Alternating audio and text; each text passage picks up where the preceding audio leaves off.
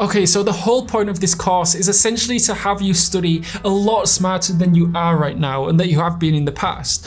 I want you to be able to process and retain as much information in 4 hours that would normally have taken you 8 hours to learn. And that's what I mean when I talk about studying smarter. Varying your studying is more of a psychological strategy to help with that. You see, your studying should be fun. Your studying should not be tedious. It shouldn't be boring. It shouldn't be something that you have to force yourself to do every day. Now, obviously, you are going to have your bad days, and there will be elements of your studying that you find boring or subjects that you don't particularly find interesting. And that's absolutely fine. That's completely normal. But I'm talking about overall. Your overall experience with studying should be a positive one. It's so important to keep your studying interesting because then you're more likely to do it right. And if you want to excel in something, you need to enjoy doing that thing.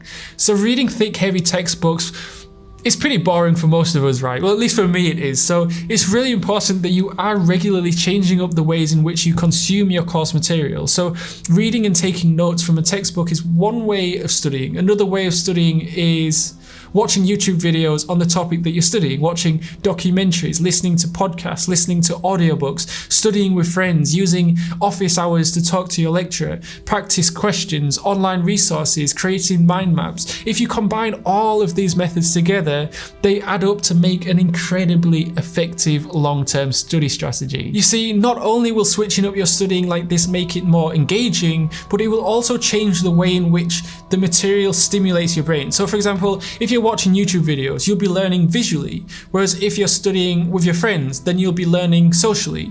And these two types of learning, even if you're learning the same material, will activate different parts of the brain. A study conducted by Dr. Judy Willis in 2008 found that studying using different forms of media stimulates different parts of the brain. And the more areas of the brain that are activated, the easier it is for someone to process and understand the information, and the better memory retention is. So when I was learning a specific topic, I'd make sure to vary the ways in which I consume the information. So for example, I'd read lecture slides from the lecture, I'd read textbooks on the subject, I'd watch YouTube videos, I'd look up online resources, I'd create mind maps, I'd teach friends what I'd learned, I'd write out the answers to practice questions. Obviously, I wouldn't be doing all of these methods all in one study session, but each time I'd review a topic, I'd use maybe a different resource or different study method to learn the information faster.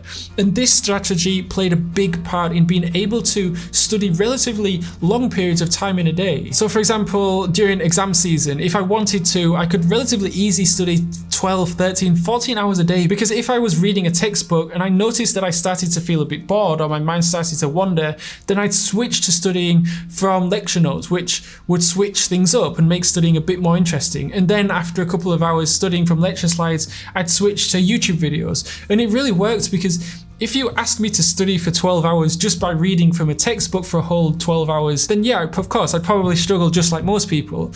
And that was a big part of my transition from turning my 1.3 GPA into a 4-point GPA, because I started to enjoy the studying process. So it wasn't difficult anymore to just sit down and study, because I actually wanted to study.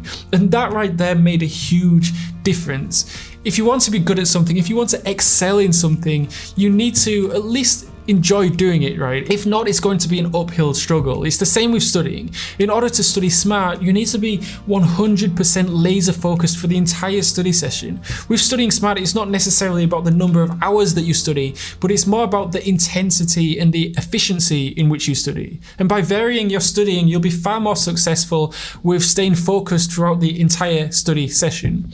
As always, if you have any questions, just let me know below and I'll get back to you as soon as I can.